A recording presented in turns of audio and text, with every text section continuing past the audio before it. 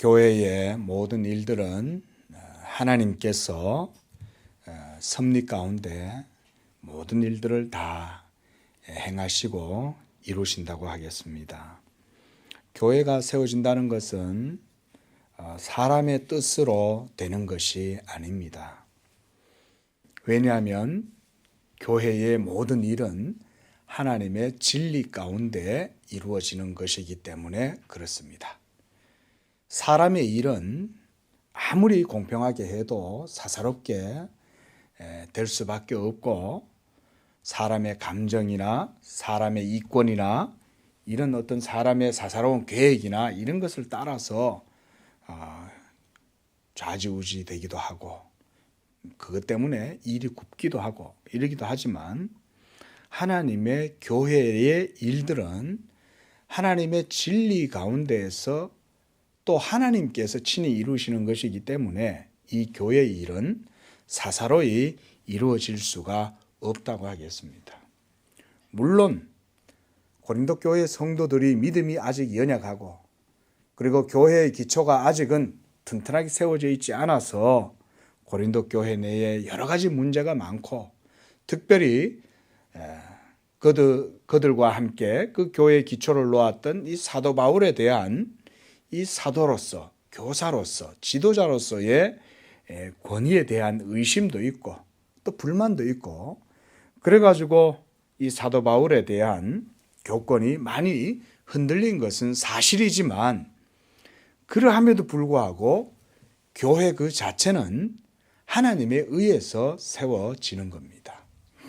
거기에 하나님의 말씀이 전파되고 있고, 그리고 그 하나님의 복음을 따라서 또 성례가 바르게 이루어지고 있고, 이렇게 해서 믿음의 말씀과 함께 성례가 이루어지고 그곳에서 예배가 이루어지면 거기에 참된 교회가 있다, 우리가 이렇게 말하는 겁니다. 교회가 아무리 부족하고 연약해도 죄인들이 모였기 때문에 그 연약함과 부족함, 이것은 어떻게 보면 우리가 이 세상 살아가는 동안 불가피한 거예요. 교회는 항상 연약함에 휩싸여 있어요. 그러함에도 불구하고 우리 성도들이 이 교회를 바라보는 시각은 어떠해야 되냐? 이 교회는 하나님의 교회다. 이러한 믿음을 갖고 우리가 교회를 바라보아야 합니다. 여러분, 이 교회에서 하나님의 말씀이 증거되어지는 이 일 외에 우리가 다른 걸 생각할 수 있습니까? 그게 가장 중요하고 본질적인 거잖아요. 그렇죠? 아무리 여기가 어떤 분은 교회 와가지고 자기 교회다고 주장을 하고, 교회에서 내가 대자이 돼야 되고 내 마음대로 교회를 쥐락펴락 해야 되고, 아무리 그런 소리를 하는 사람이라고 해도 교회가 하나님의 말씀이 중심으로 이루어져야 된다는 것을 부인하는 사람은 없어요. 일부러 믿음을 부정하고 성령을 거스르지 않는다면은, 제 아무리 믿음이 연약하고 부족한 사람이라도 교회의 중심은 하나님의 말씀이라는 것은 부정하지를 않습니다. 그러면 거기에 하나님의 교회가 있는 거예요. 그리고 하나님의 말씀이 그 교회 가운데 세워지면 성도들은 그 말씀을 따라서 신앙생활하기 마련이고, 그렇게 되다 보면 교회가 하나님의 말씀을 따라서 나아가게 되는 것이죠. 자, 이렇게 여러분, 교회가 하나님의 말씀으로 세워지는 것은 굉장히 중요했던 것입니다. 사도 바울이 이 고린도 교회의 기초를 이렇게 세웠는데, 우리가 지난주에 이제 보았듯이 사도 바울이 얼마나 자기의 사도된 이 권위를 고린도 교회 가운데 얼마나 강력하게 피력하는가, 우리가 이걸 볼 수가 있습니다. 왜 사도 바울이 자신의 영적 지도자로서의 권위를 그렇게 강력하게 어필을 하냐?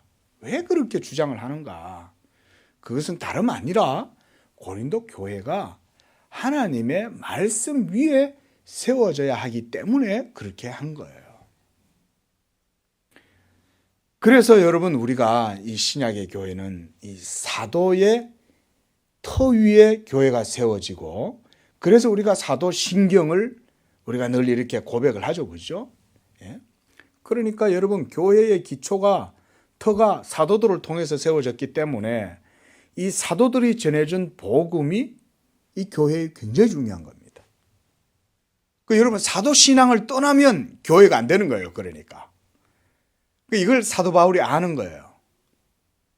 하나님께서 자기를 사도로 세워서 예수 그리스도의 복음을 전파하게 하셨고, 그렇게 해서 교회가 그리스도의 복음 위에 세워지도록 역사하시는 하나님의 섭리, 교회를 향하신 하나님의 섭리를 사도 바울은 잘 알고 있었던 거예요. 그러니 사도 바울이 고린도 교회를 향해서 자신의 이 사도됨에 대해서 강력하게 주장을 하는 것입니다. 자, 여러분, 오늘날도 마찬가지겠죠. 교회 내에 하나님의 말씀을 맡은 종들이 누굽니까? 목사들이죠. 오늘날에는 목사는 사도가 아니에요. 그러면 목사들은 누구냐? 말하자면 사도들의 후예라고 할 수가 있어요. 왜냐하면 사도들이 전한 그 복음을 목사들도 그 전통에 따라서 계속해서 계승을 하고 그 사도의 복음을 또한 목사로서 전하는 거잖아요. 그러니까 목사들을 사도의 후예라고 해도 돼요. 복음을 전하는 한에서는. 그러면 오늘날도 마찬가지로 교회 내에서 목사의 권위가 무시를 받는다든가 멸시를 당한다든가 조롱을 받는다면 목사가 전하는 복음이 조롱을 받겠죠. 그렇죠? 성령께서 그 목사를 통해서 하나님의 말씀이 그 교회 가운데 선포되게 하셨는데 그 목사를 무시한다면 사실은 하나님이 무시를 당하는 것과 다를 바가 없어요. 물론 하나님의 말씀을 바르게 전하는 목사라고 하는 조건이 있죠. 조항이 있습니다. 그 거짓 선지자들은 여러분, 교회가 그래서 우리가 장로님들이 있고 또 노예가 있고 총회가 있고 그 이유는 뭐냐면 여러분, 이 교회의 영적인 질서를 세우기 위해서 상회 기간이 있는 거예요. 때때로 목사들도 여러분, 거짓 선지자들을 삼가하라 그랬잖아요. 성경에 보면. 그렇죠? 그러니까 얼마나 거짓 선지자들이 많아요. 예? 그러니까 복음을 안 전하고 이상한 소리 하고, 예? 막 이상한 엉뚱한 소리들 막 하나님의 진리가 아닌 것을 얘기하면 그런 목사가 예배 가운데 강단에 서가지고 그러고 있으면 안 되는 거예요. 그럼 그 역할을 누가 하냐? 교회가 그 역할을 하는 거예요. 그 당회가 있잖아요. 장로님들이 교회에 있단 말이에요. 그러면은 이 잘못된 목사님들 중에도 가끔 가다 보면은 이단들이 나올 수 있어요. 지금 막 문제가 되는 교회들이 가끔 가다 있거든요. 그러면 그런 목사들을 어떻게 처리를 하냐 이거예요. 그죠? 그래서 우리 장로교회는 장로님들이 목사와 같은 권위를 가지고 있기 때문에 설교권만 장로님들한테 없어요. 하나님의 말씀의 종으로 부름받은 목사가 하나님 말씀을 전하고 그래서 목사로 세워지지만 그렇다고 해서 목사가 말씀 전하는 것 이외에는 장로님들하고 똑같아요. 그래서 그때는 목사가 하나님 말씀대로 안 한다. 그럼 장로님들이 듣고 이 성도들이 또 뭐라 그럴 거 아니에요. 성경을 읽어보니까 우리 목사님 말씀이 좀 이상한 것 같아. 여러분 알아요. 성경 읽어보면 성도들도 구원은 오직 은혜 아니야? 근데 왜 행위가 있어야 된다고 저렇게 얘기하는 걸까? 자꾸 목사님이 도덕적으로 착하게 살아야 구원받는다고 해. 이런 소리를 한다 쳐요. 그러면 이 율법주의자잖아요. 에? 행위구원자잖아요. 그럼 이 복음이 아니란 말이에요. 그러면 이제 그때는 질서대로 이제 장로님들이 목사님한테 가서 이제 말씀을 드리는 거예요. 목사님 왜 그런 말씀을 왜 그렇게 하십니까? 그게 우리 교리가 아닌데. 그러니까 장로님들도 교리를 알아야 되는 거예요. 예? 교리를 바르게 알아야 목사님들이 가끔 가다 뭐 엉뚱한 소리 하면 본질적인 게 아니면 괜찮지만 아주 중요한 신학적인 예를 들어서 예수님이 참 하나님이요 참 사람이시다 이런 고백도 여러분 잘못 주장하는 사람이 있어요. 여러분. 그러면 그런 걸 장로님들 알아야 그 목사님한테 가서 얘기를 할 수 있어요. 그럼 당했던 목사님한테 얘기하는 거예요. 목사님, 그런 가르침은 잘못된 겁니다. 어떻게 목사님이 그렇게 하십니까? 목사님 바르게 하세요. 이렇게 말할 수 있는 거예요, 장로님들이. 예? 단 하나님의 말씀에 근거해서 그렇게 하는 거죠, 그죠? 예? 그런데도 이 목사님이 장로님들의 말을 안 듣는 거예요. 계속 성경을 벗어나요. 그러면 당연은 지체하지 말고 딱 노예에다가 목사님의 그 부분에 대해서 노예에다가 말씀을 드려야 돼요. 그리고 고소라고 할 수도 있고, 이제 좀 이렇게 노예에다가 교회를 도와달라고 청원을 올릴 수도 있어요. 문제가 확실하게 드러나면 고소를 하는 거고, 그렇지 않는다면 노예에다 청원을 해서 좀 문제 사태를 좀 파악을 좀 해달라, 신학조사위원회를 좀 꾸려달라라든가. 장로님들도 노예 회원이기 때문에 교회가 아무리 작아도 그 교회 장로님이 한 분만 있어도 그 장로님은 노예에다가 가서 말할 수 있어요. 자, 오늘 12절에도 보니까 사도 바울이 계속해서 자신이 그동안 사역했던 것들을 얘기합니다. 우리가 세상에서 특별히 너희에 대하여 하나님의 거룩함과 진실함으로 행하였다, 이렇게 말합니다. 여러분, 특별히라고 사도 바울이 여기서 말하잖아요. 이 사도가 이런 말을 붙일 때는 이게 보통 이게 마음으로 붙이는 게 아니죠, 그렇죠? 내가 고린도 교회 여러분들을 위하여 특별한 마음으로 내가 최선을 다해서 여러분들을 섬겼다. 어떻게? 하나님의 거룩함과 진실함으로. 하나님의 거룩함이란 곧 복음의 사역 자체가 하나님의 영광을 드러낸다, 이 말인 거예요. 여러분, 우리가 하나님의 영광을 어떻게 보고 어떻게 인식할 수 있을까요? 그거는 예수 그리스도의 복음 이외에는 없어요. 그래서 이 복음이 밝히 증거되면 이 복음을 통해서 하나님의 거룩하심과 진실함이 드러나는 거예요. 그게 바로 하나님의 영광이죠. 복음의 영광이 하나님의 영광인 줄로 믿습니다. 왜냐하면 그 복음에는 예수 그리스도의 영광이 드러나잖아요. 그래서 요한복음 17장 2절에 그러잖아요. 예? 아버지여 아들을 영화롭게 하사 아들로 아버지를 영화롭게 하게 하옵소서. 예수님이 요한복음 17장 1절이죠. 그렇게 말씀하시잖아요. 기도를. 아들이 영화롭게 되면 아버지가 영화롭게 되는 거예요. 그게 바로 예수 그리스도의 복음이에요. 여러분, 이렇게 복음에는 하나님의 영광이 나타납니다. 우리 양재교회가 그래서 온전히 예수 그리스도의 이 복음의 영광이 충만하고 밝히 드러나는 교회가 될 수 있기를 축원드립니다. 이것이 우리 교회의 지금 성도들이 해야 할 기도입니다. 지금 개척해서 우리 교회가 이제 세워졌고 이제 모양을 점점점 갖추어 나갈 때 어린아이가 자라듯이 점점 자라가면서 이 교회가 어떤 모습으로 성장해야 되겠습니까? 예수 그리스도의 복음의 영광이 충만하고 탁월하고 아름답게 드러나는 그런 교회가 되어야 된다는 겁니다. 그러기 위해서 바로 하나님의 거룩함과 진실함으로 행하는 것이다. 그래서 사도는요, 육체의 지혜로 하지 아니한다고 했어요. 우리가 고린도전서 1장과 2장에서 보면 사도 바울이 십자가는 하나님의 지혜요 하나님의 능력이다 그러잖아요. 하나님께서 전도에 미련한 것을 통해서 하나님께서 있는 자들과 강한 자들과 이런 자들을 하나님께서 멸시하신다 그러잖아요.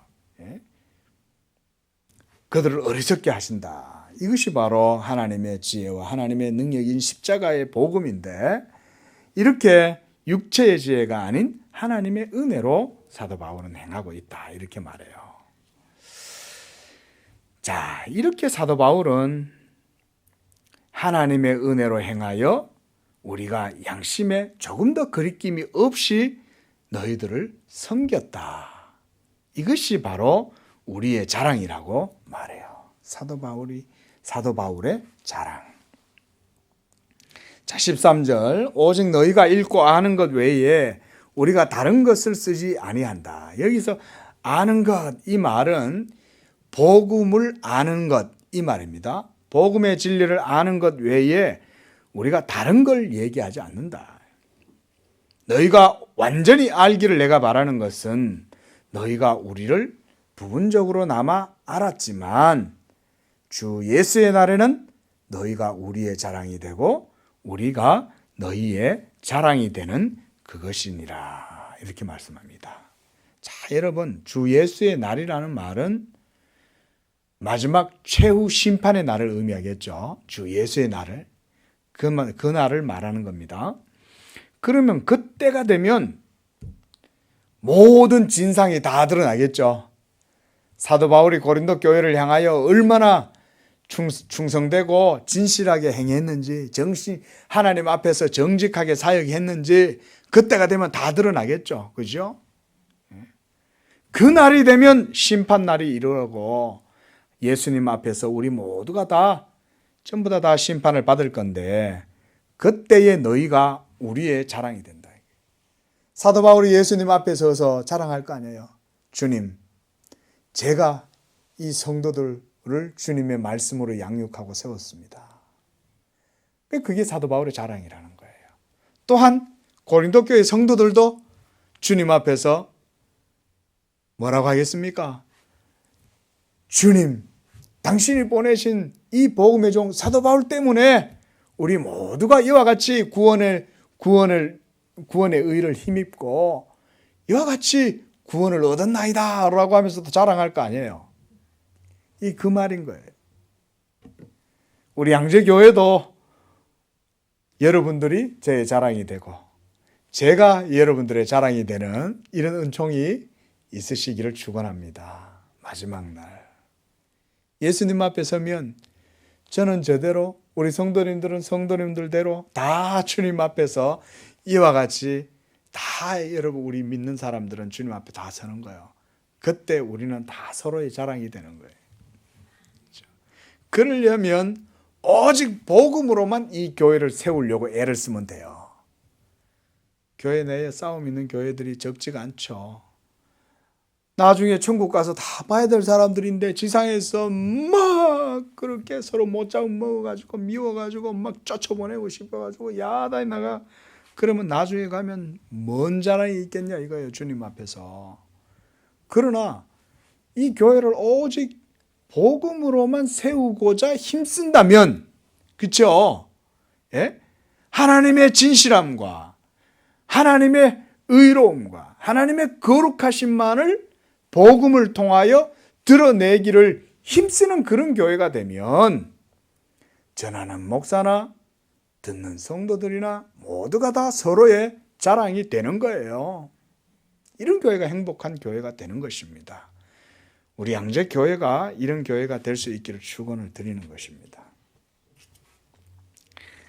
그래서 사도 바울은 15절에 내가 이 확신을 가지고, 그러니까 너희가 내 자랑이 되고 내가 너희 자랑이 되리라 라고 하는 이 확신, 마지막 날에 우리는 이와 같이 주님 앞에 서게 될 것에 대한 확신을 갖고 너희로 2번 은혜를 얻기 위해서 먼저 너희에게 이르렀다가 너희를 지나 다시 마게도냐로 갔다가 마게도냐에서 너희에게 가서 너희 도움으로 유대에 가기를 계획하였으니. 자, 이 사도 바울의 전도 여행이 여러분 이렇게 항상 이 시간이 다 이 사도 바울이 얼마나 여러분 고대에, 그죠? 뭐 교통편이 뭐 없잖아요. 오늘도 우리가 이제 성경 공부를 하다 지도를 잠깐 봤는데 그 지중해 연안을 사도 바울이 배를 타고 다니기도 하고 도보로 여행을 하기도 하고 전도 여행을 다니면서 그렇게 다닐 거 아니에요. 행랑을 지고는 가다가 길에서 누군가를 만나면 안녕하세요 하고 복음을 전했을 거 아니에요. 어디 가세요?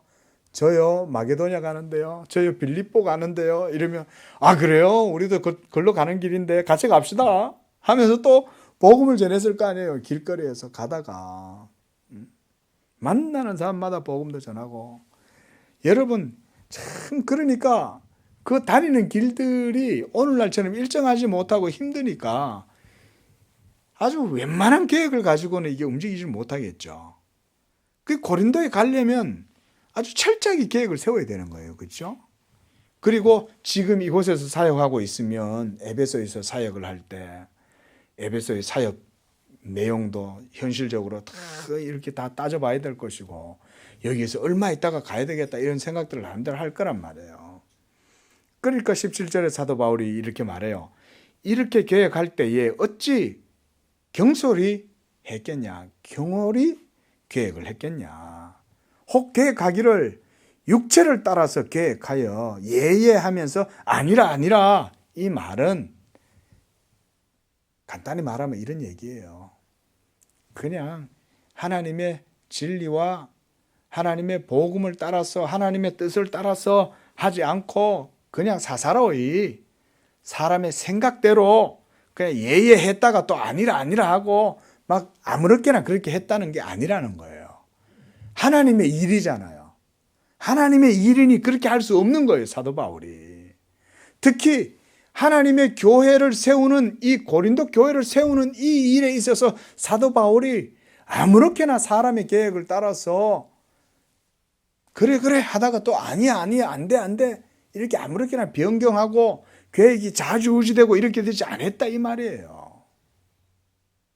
오직 하나님의 진리를 따라서 성령의 인도하심을 따라서 모든 일들을 기도 가운데에 신중하게 계획을 세웠다. 지금 이 얘기를 하는 거는 지금 고린도 교회 성도들과의 관계 때문에 이 얘기를 지금 이렇게 하는 거예요. 일종의 자기 일을 이제 변론을 하는 거죠. 자기 설명을 하는 거예요. 자기 사정을. 그래서 사도 바울의 입장은 철저하게 하나님의 말씀의 사역자로서의 입장에서 말하고 있는 거예요. 인간적으로 내가 좀 힘든데 내 다음에 갈게 이런 식으로 안 한다는 거예요. 사도 바울은. 내가 좀 힘들어도 하나님의 필요에 의해서 가야 되면 내가 반드시 가겠다. 생명을 걸고 가겠다. 사도 바울은 이런 생각을 갖고 있는 거예요. 18절에 하나님은 미쁘시니라.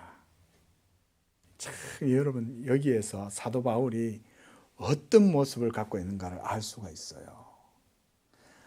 하나님이 미쁘시니 내가 하나님의 뜻 가운데에서 그분의 선한 의지대로 너희들을 대하고 행하겠다 그 말인 거예요. 부족한 정도 우리 성도님들이 항상 기도해 주셔야 되는 게 이런 거예요. 목사는요 인간적으로 보면 어쩌면 성도들 여러분들보다 더 연약한 것들이 있을 수도 있어요. 그런데 이 교회의 일은 뭐예요? 아까 말씀드렸죠. 교회의 일은 하나님이 하시는 거예요. 목사만 하나님이 일을 한다고 생각하시면 안 돼요. 보세요. 나중에 우리가 주님 앞에 서로의 자랑이 돼야 되잖아요.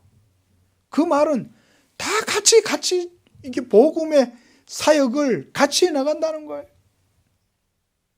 기도해 주시기 바랍니다. 저도 여러분들을 위하여 기도하고 여러분들도 저를 위하여 기도하는 거예요.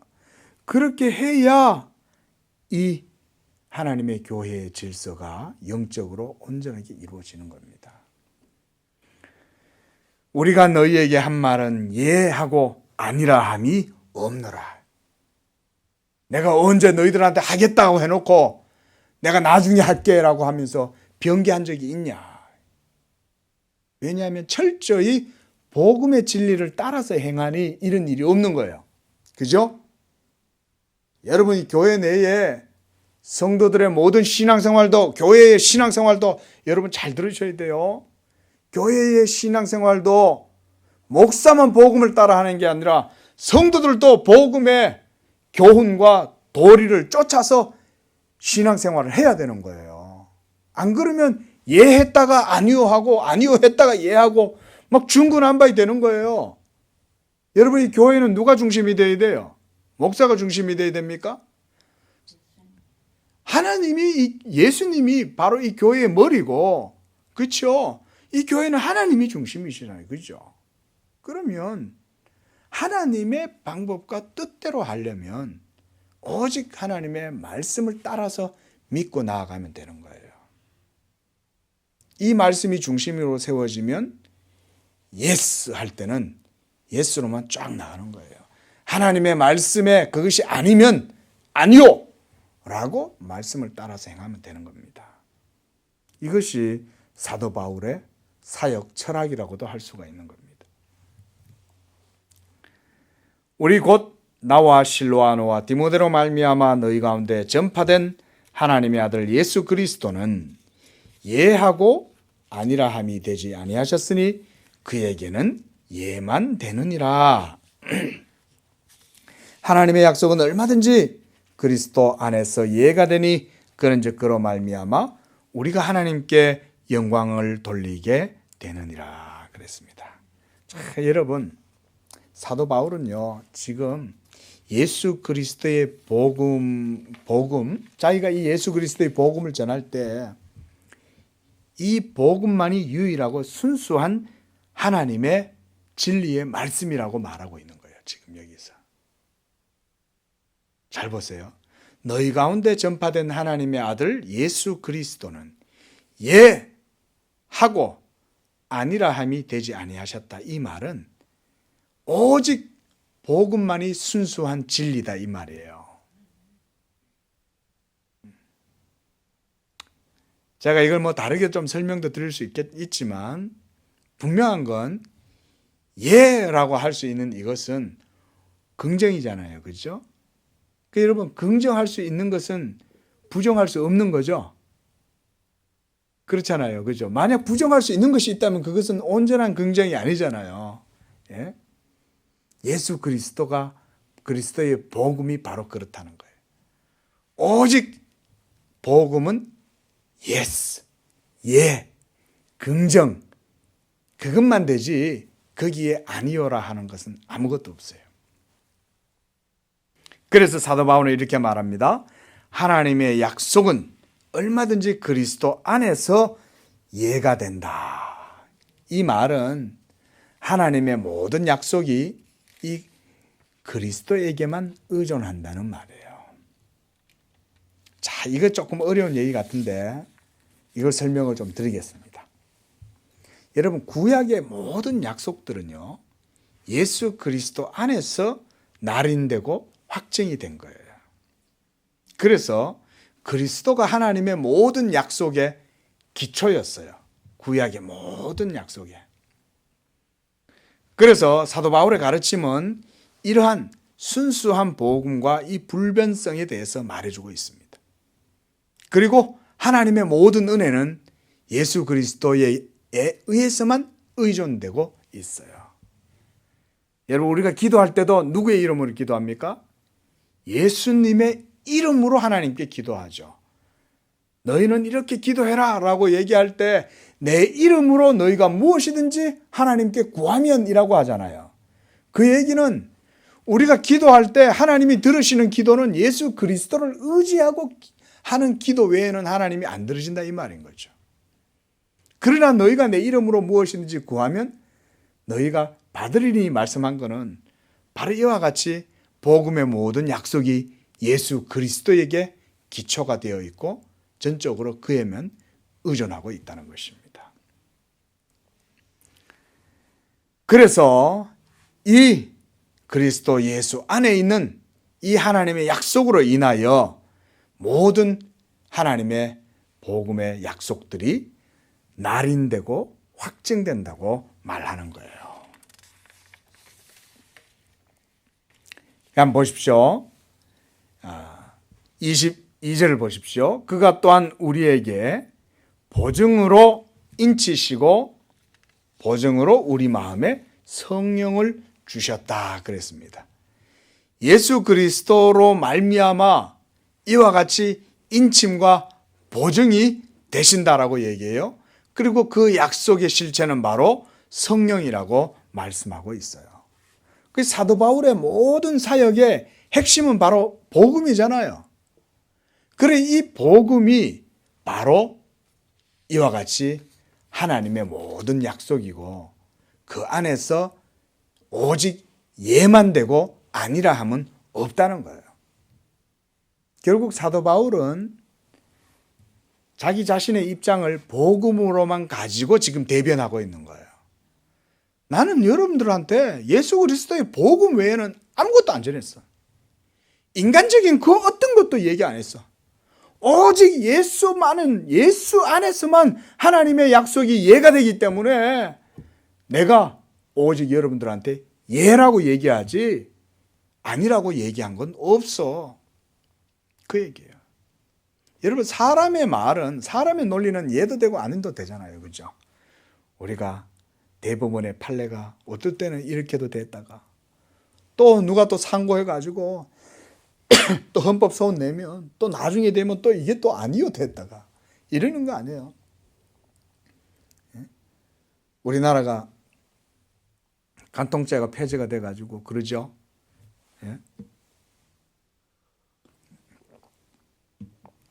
간통죄가 폐지되면 간통죄가 없어집니까? 저는 부부의 세계?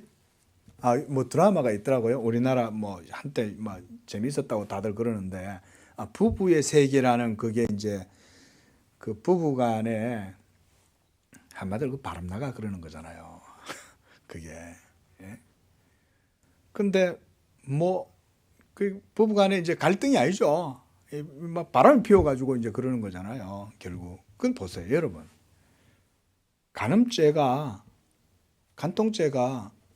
폐지가 됐는데 폐지된 게 맞는 것 같아요? 틀린 것 같아요? 그죠? 왜냐하면요, 법이라는 거는요, 기본적으로 나로 인해서 다른 사람이 피해를 보면 내가 가해자가 되는 거예요. 그런데 이 결혼이라고 하는 이 울타리 내에서 내가 배우자에 대해서 유책 행위를 해가지고 그렇게 해가지고 내가 아내의 마음을 그걸로 인해 가지고 심하게 다치게 하면 그건 내가 가해자가 되는 거예요. 그 간음죄를 저질러 가지고. 그러면 그 아내가 나 때문에 피해를 입었다든지 아내 때문에 남편이 피해를 입었다든지 그러면 그거는 법적으로 문제가 되잖아요. 그렇죠? 예? 형사건이 될 수도 있고 민사건이 될 수도 있는 거예요. 그런 거를 그걸 죄가 아니다라고 말해 놔버리면 오히려 집안의 가정의 근간만 흔들어 놓는 거죠. 이 법을 만지고 있는 사람들이 그런 짓을 한 거예요, 지금. 예?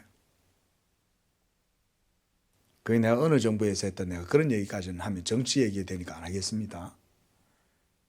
근데 그렇게 해가지고는 간통죄를 폐지해버린 거예요.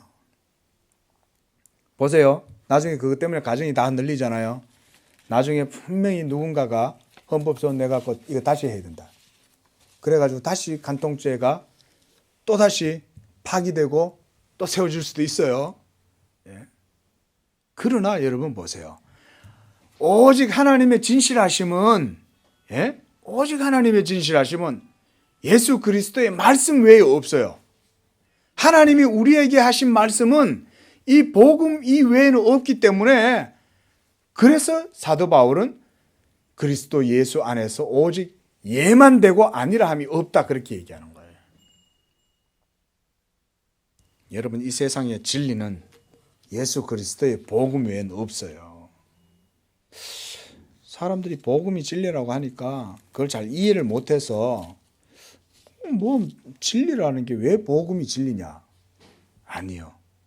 하나님이 말씀하신 말씀은 복음밖에 없어요. 그래서 사도 베드로도 베드로전서 1장 8절에서 이 복음이 바로 하나님의 말씀이 바로 예수 그리스도의 복음이라고 말하죠. 여러분, 복음이 바로 하나님의 말씀인 거예요. 그래서 복음을 깊이 듣고 복음을 깊이 배워야 하나님의 말씀을 잘 아는 거예요. 성경을 잘 읽고 배워도 성경을 통해서 복음이 뭔지를 바르게 알아야 하나님 말씀을 제대로 아는 거예요. 예전에 그랬잖아요. 어떤 여호와의 증인이 저한테 와서 자기는 성경을 500독 했다는 거예요.